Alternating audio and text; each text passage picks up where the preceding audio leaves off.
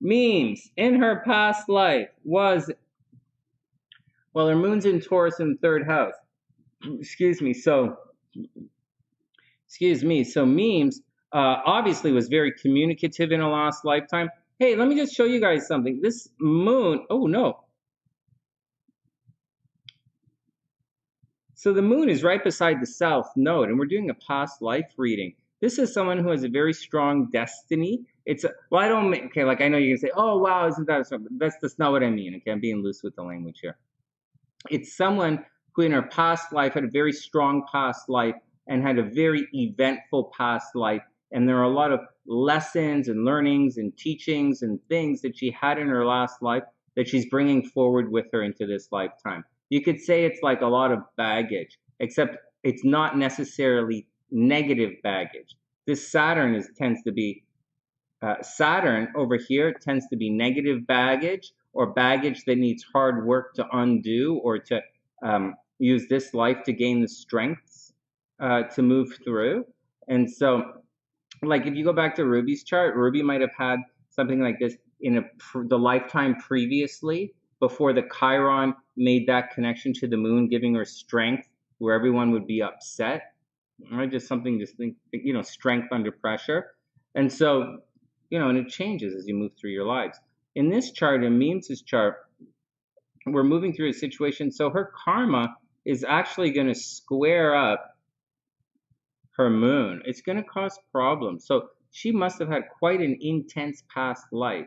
In her past life, she was probably very, very, very possessive, like very possessive. She was might have been controlling. It's in her third house, so she might have liked to speak a lot. She might have been very controlling. She probably communicated with a lot of people. She put a lot of energy into gathering information, a lot of energy into communicating that energy, and she probably spent a lot of energy working with money and taking care of people. I say a lot of this moon stuff and I say taking care of people a lot in the past lifetime, but in this situation, it's in the third house in Taurus. Taurus is a very nurturing and possessive sign, so I think that's what's going on. Now, all of those ideas are stuff that she's bringing forward into this lifetime. And so her mother was probably very nurturing in her last lifetime, and as such, she was nurturing in her last lifetime. That's how the astrology works. That's the philosophy and how it works.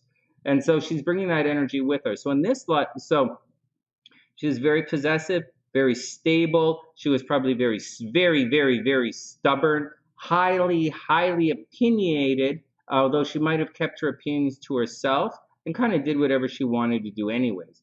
In addition to that, she might have been a farmer in her last lifetime. She might have been an accountant in her last lifetime. She may have spent a lot of time moving around in a last lifetime, like traveling or just moving from place to place in the last lifetime.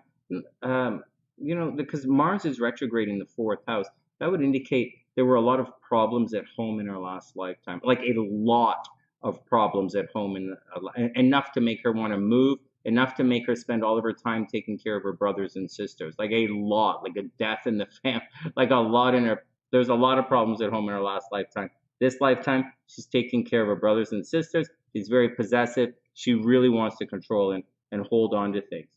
All right, just saying.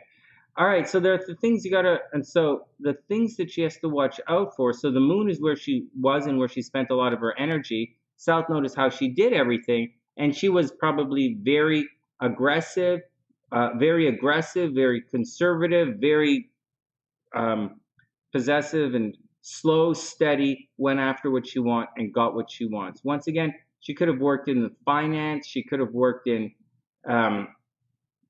she probably owned a lot of stuff.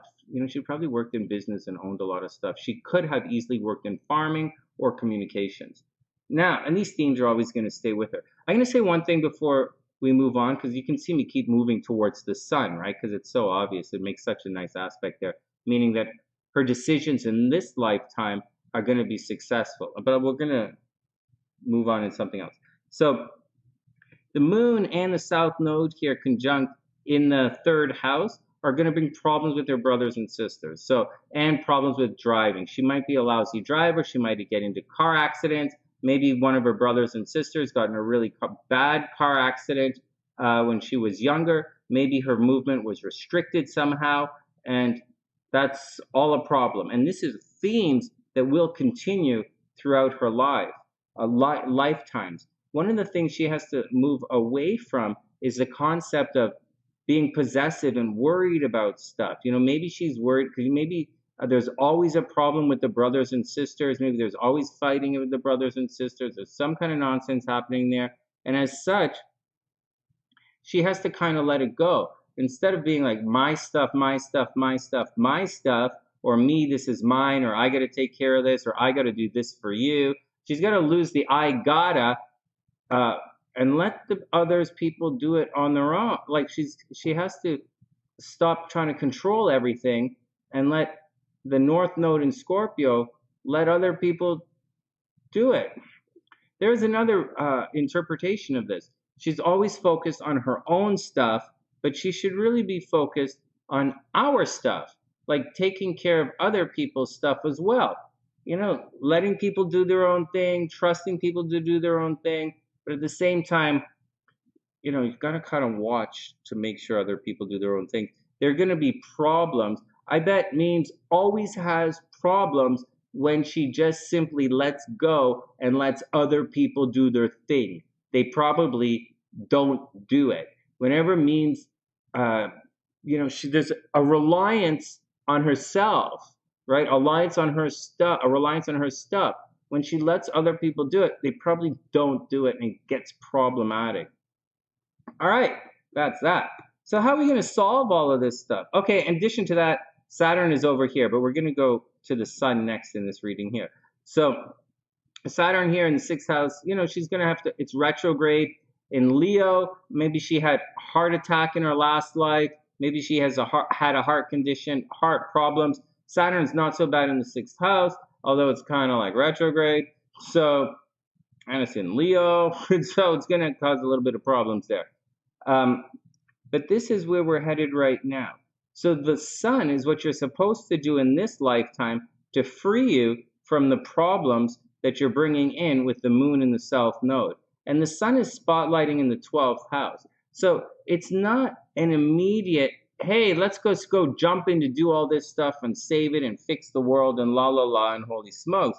In this lifetime, the Sun in the 12th house is saying, as a result of all of this energy in the past lifetime, there's probably a strong desire to be reclusive in this lifetime. There's a desire to maybe hold back a little, a desire to be a little bit shy, maybe a little bit reclusive, a little bit to do things behind the scenes, to not necessarily get publicly involved with everything, although there are times, obviously, that you're going to get publicly involved.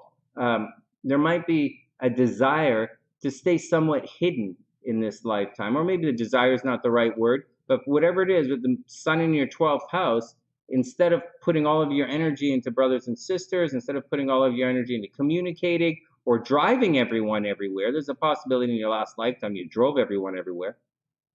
You're going to spend more time by yourself in this lifetime. You're going to spend more time figuring it out and more time mental healing in this particular lifetime. And that's just the way it is.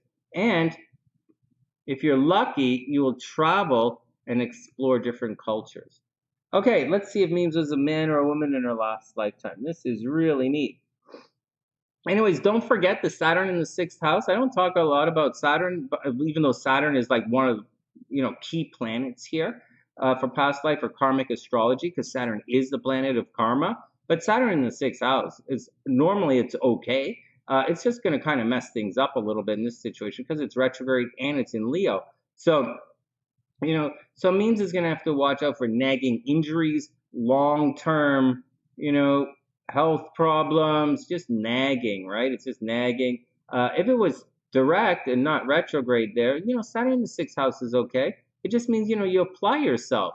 It's not the worst thing in the world. You just apply yourself, you go after your goals, and you work really hard, and you're in pretty good shape. But when it's retrograde in 6th house, it's going to cause a little bit of problems. There's a possibility she might have been injured in her last lifetime. Right? Saturn's retrograde, a retrograde planet, is going to place a significant importance in a past lifetime.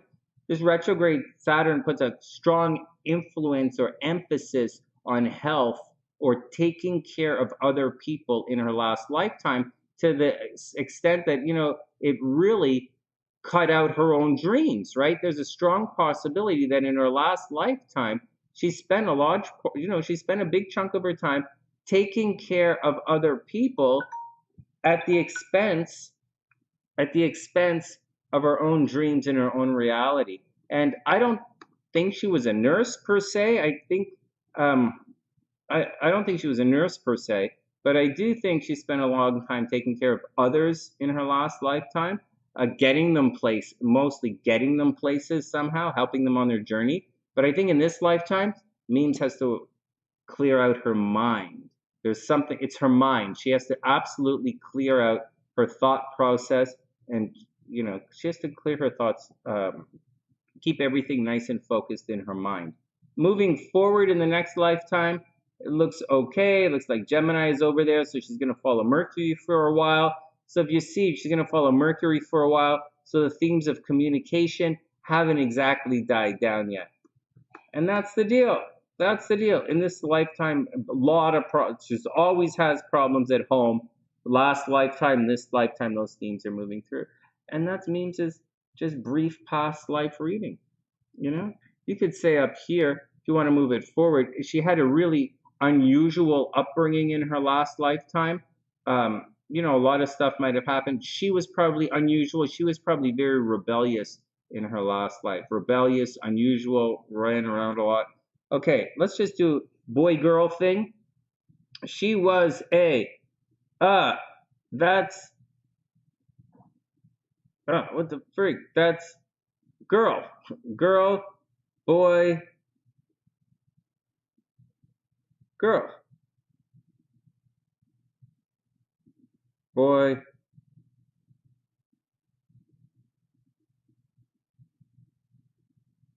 boy.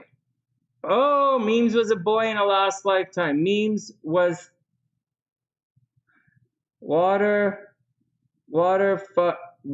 not water, earth. Sorry.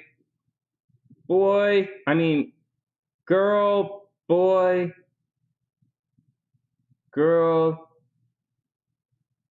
boy. Meems was a guy in a last lifetime. So there you go. Anyways, Meems, that's your past life reading, your mini past life reading. I hope everything is okay. There is a major emphasis.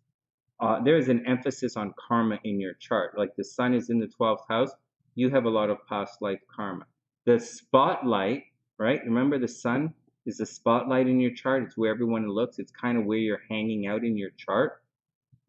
You're kind of hanging out in the realm of heritage, lineage, family history, ethereal ideas. You're probably caught up in your mind a lot, daydreaming a lot. That's what's moving you forward. A lot of this lifetime involves a lot of psychological healing, because in the past lifetimes you argued with a lot of people, you had to take care of a lot of people, and you were restricted quite a bit. So this lifetime, a lot of emotional, psychological healing. All right, guys, next.